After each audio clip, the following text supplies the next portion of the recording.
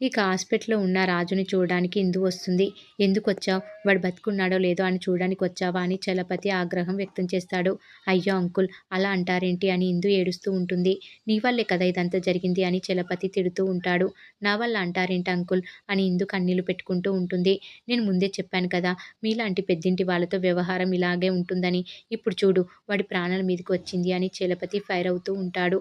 "మీలాంటి పెద్దింటి వాళ్ళతో వ్యవహారం వద్దని నువ్వంటే మాకిష్టమున్నా కూడా విడగొట్టాం. మా కొడుకుని కాపాడుకోవాలని ఇదంతా చేశాం. కానీ మా రాజు మాత్రం ప్రమాదంలో చిక్కుకున్నాడు. నీ మొగుడు అని తెలిస్తేనే రేఖ ఇలా చేసింది. ఇక దుగ్గిరాల వారసుడని తెలిస్తే ఊరుకుంటుందా" అని చలపతి బాధతో అంతా చెప్పేస్తాడు. "ఏంటి?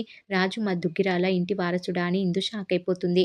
"ఏంటండీ నిజం చెప్పేశారు" అని చలపతిని లక్ష్మి అడుగుతుంది. "ఇందుకి నిజం తెలిస్తేనే మంచిది" అని చలపతి అంటాడు. "రాజు మా బావనా?" అని ఇందు షాకయిపోతుంది. "అవును. మీ నాన్న అక్క కొడుకు" అని చలపతి అంటాడు. "మరి మీ దగ్గరికెలా వచ్చాడు?" అని ఇందు అడుగుతుంది. "శ్రీశైలంలో మీకు పెద్ద యాక్సిడెంట్ అయింది. అప్పుడు రాజు మాకు కనిపించాడు.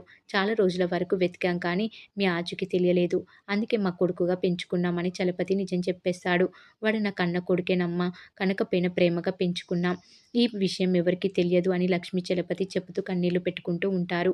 "కొన్ని రోజుల క్రితమే మాకు నిజం తెలిసింది. అందుకే మీ ఇంటికి దూరంగా ఉంచాలని అనుకున్నాం. నువ్వు వాడికి దూరంగా ఉండు. నువ్వు వాడిని ఎంత ప్రేమిస్తున్నావో మాకు తెలుసు. కానీ వాడు ప్రాణాలతో ఉండాలంటే మాత్రం నువ్వు దూరంగా ఉండు" అని చలపతి అంటాడు. ఆ మాటలకు ఇందు మరింత బాధపడుతూ ఉంటుంది.